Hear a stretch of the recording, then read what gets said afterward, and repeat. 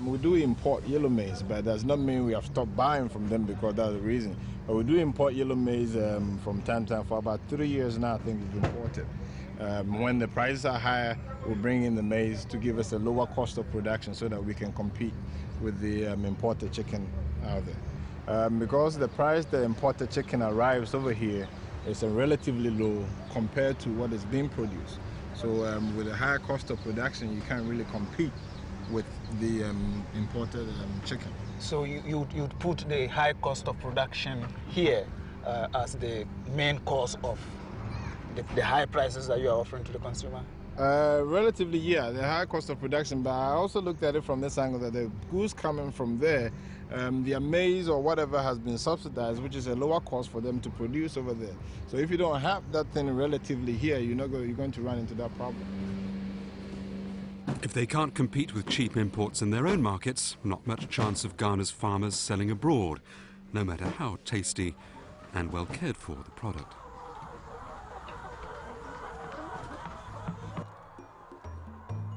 But cheap imports aren't the only challenge. Next stop, a banana plantation in the Central Lakes region of Ghana. Where did this come from? From the plantation. From the plantation? Yes.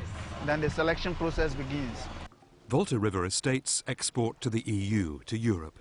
Their problem, trying to comply with the EU's licensing rules. Alex, you have quite a good setup here, and you export to Europe. Have you had any problems exporting to Europe? Indeed, there is. We still have to overcome this European Union license system on banana. Can you explain that further? What is this licensing system? Well, you know that I'm not a technical man, but what it means to me as a farmer is that we are not able to get our export into the market. Washing the crop is easy enough. So is spraying it with chemical preservatives. And the spray is meant to preserve the fruit. What's harder is meeting EU licensing requirements like length and weight. That means using lots of chemical fertilizers, expensive, and not the kind of farming they like round here.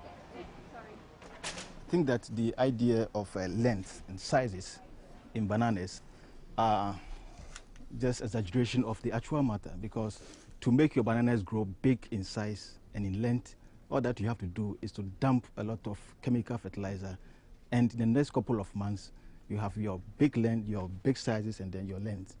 But we talk about fair trade, and fair trade has to deal with the environment, and therefore natural growing things is what comes into mind. You think about consumer choice.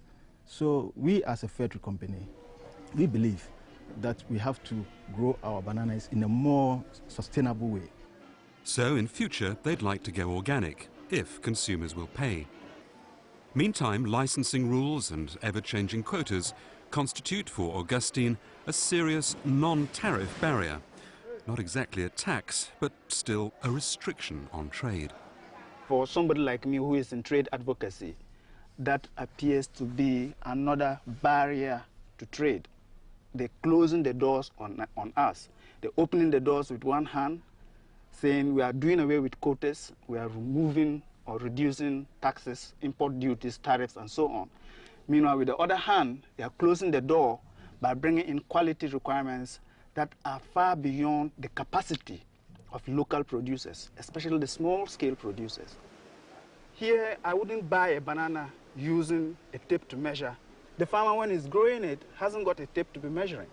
But if that's what Europe is requiring, then Europe has to make an effort to help us to understand them and help us to be able to develop our capacity up to the level that we'll be able to meet each other halfway.